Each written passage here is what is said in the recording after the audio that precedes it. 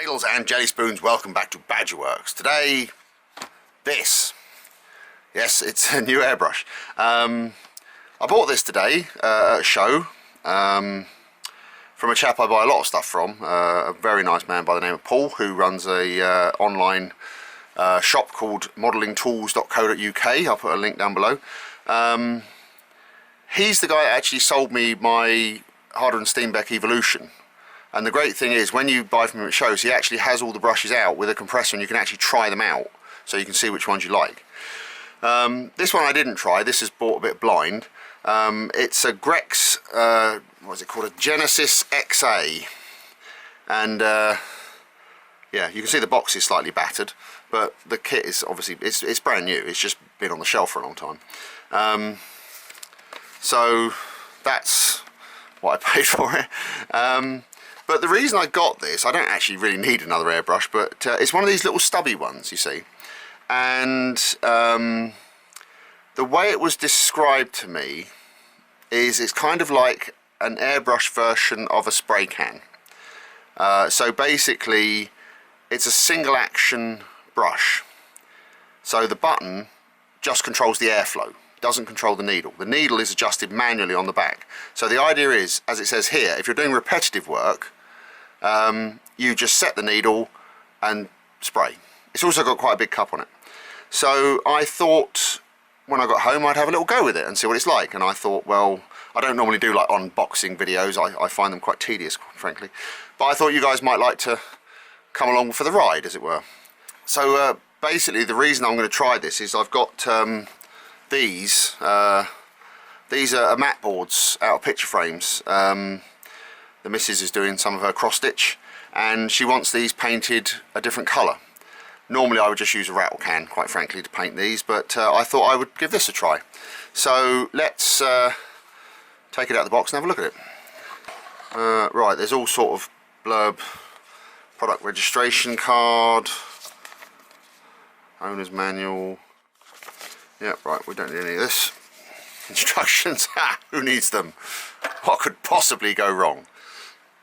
Right, let's have a look in the box. So we've got the little spanner to do the nozzle. We've got the brush itself, which is going to be a bit of a bugger to get out, I think. Oh, really? Oh, and there's the various fittings for it, adapters and whatnot, and the brush itself. Right, let's leave this stuff in here because we don't need this for now. Let's pop those back in there because I don't want to lose those.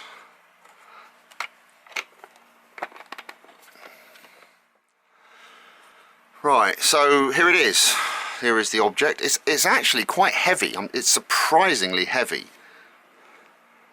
I mean, I would say that weighs more than the Evolution. It's got some gravity to it. I might actually wait a second. Let's try something. These are the scales I use when I'm mixing resin. Right, let's try this. So that is 97 grams for the Evolution.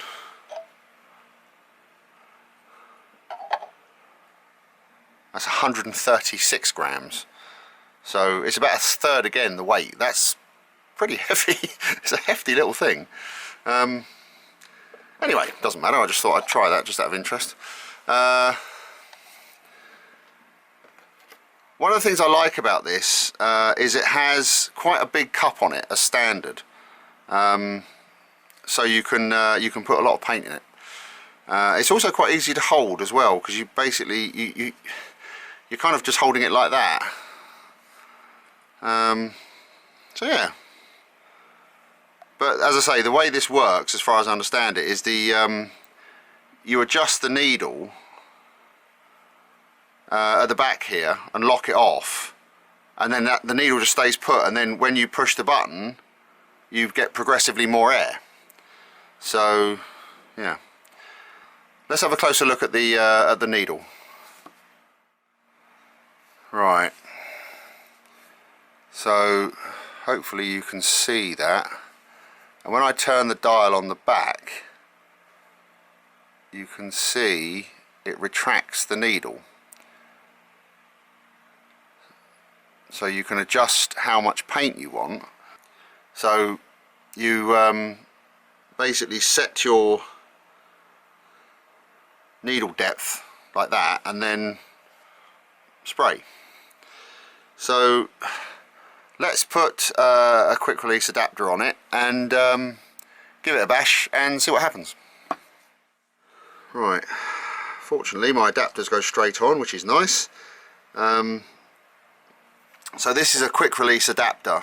I buy these I think about 10 at a time, and the other end, the female end, goes on the hose and it's done. So when you want to swap brushes, it's so easy. If you don't have them, there's a link in the description. Get some, they're really useful if you've got more than one brush. So that's that. We'll fire up the compressor, we'll put some paint in this thing and see how well it works. So these are the two colours the missus wants, pink and purple. What I want to do, because this airbrush has a 0.3mm nozzle in, I'm going to try spraying undiluted first of all. I'm just going to put the paint straight in and see what it comes out like, and if we need to thin it down, then we'll thin it down. So I think we'll start with the purple, and I've got a bit of paper here and we can just try it and see what happens. Now, people often ask, how do you get the paint into the airbrush? I use these pipettes. These are 3mm, and I get them from wherever I can find them cheapest. I actually found, oddly enough, I used to get them from eBay from China. I found there's now actually vendors in the UK selling them on Amazon cheaper than China. Who knew? They are supposed to be one use, but you can clean them out. Just once you've used them, just switch them in some water or some IPA, and you can use them multiple times. And then I have a special bin that they go into, that only these go into, so they can get recycled. But anyway, let's put some paint in. So we don't need a lot to start with, just a few drops.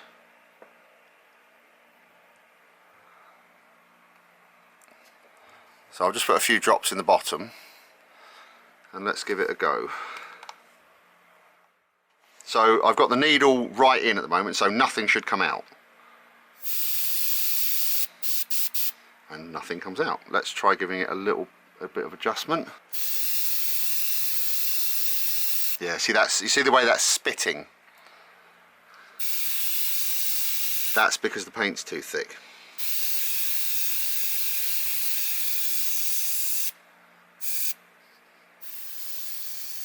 Yeah, so it's going to need to be thinned. So we'll put a bit of thinner in it and we'll try again. So I'll put a few drops of thinner in there, and then basically what I do is I just get the pipette and just pump it slightly, and that basically sucks the paint and thinner up together and mixes them.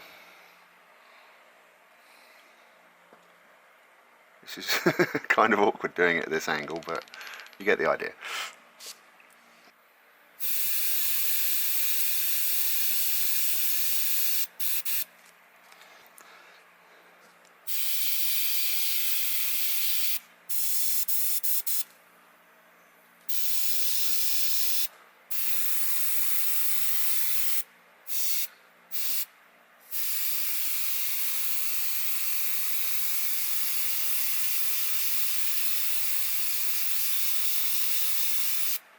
That's a bit better. I'm just trying to see how fine control you can get with it.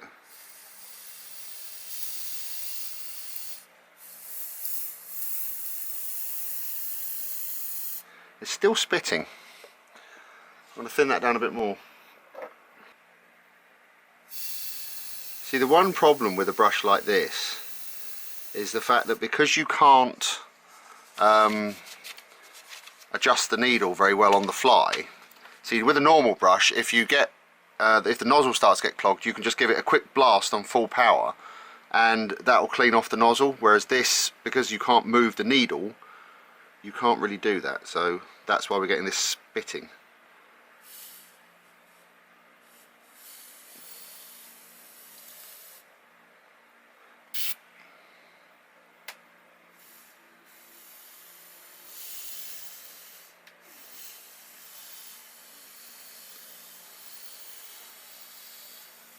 Yeah, I think if we went for a very thin mix, we could probably get quite a fine line out of this.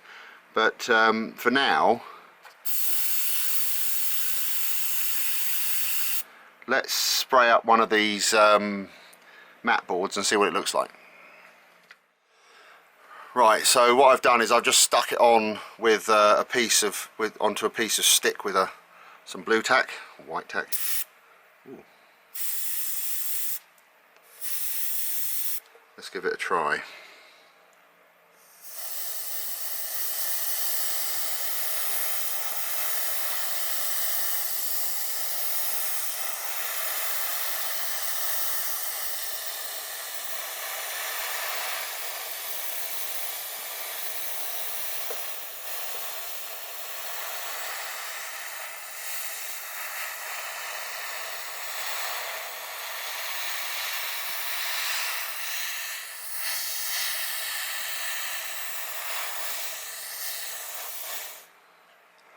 Not terrible. Yeah, I don't think that's too bad actually.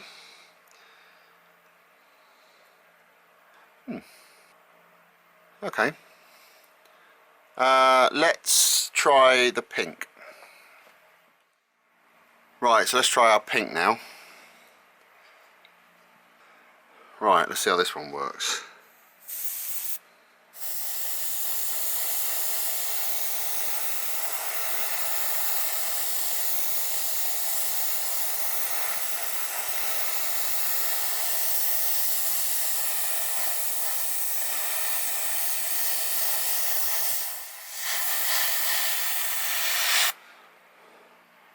That's not bad at all. Let's do the rest of this and then see how we end up. Right, well,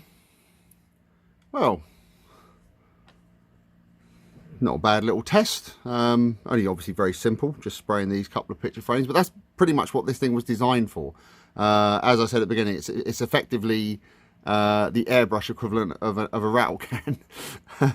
So yeah, you put paint in it, you adjust the needle, and then you just spray. So I don't think I do a lot of kind of like detail work or anything with it, but I think it'd be handy for, you know, primers, varnishes, things like that, especially with this bigger cup. So yeah, so hopefully this was of interest to some of you. It's certainly been educational for me. I think I need more practice with it, but yeah, on the whole I'm quite pleased with this. So yeah, that's the Grex Genesis XA. So we'll put this with the other brushes. Thanks very much to Paul for selling me this at a very reasonable price. And I don't have any affiliation with Paul other than he's an acquaintance and he sells good stuff cheap. So yeah, if you're in need of any modelling supplies, it's certainly worth having a look at his website. But anyway, yeah, I hope this has been of interest to some of you. Thanks very much for watching, and I'll see you on the next video. Cheers. Bye.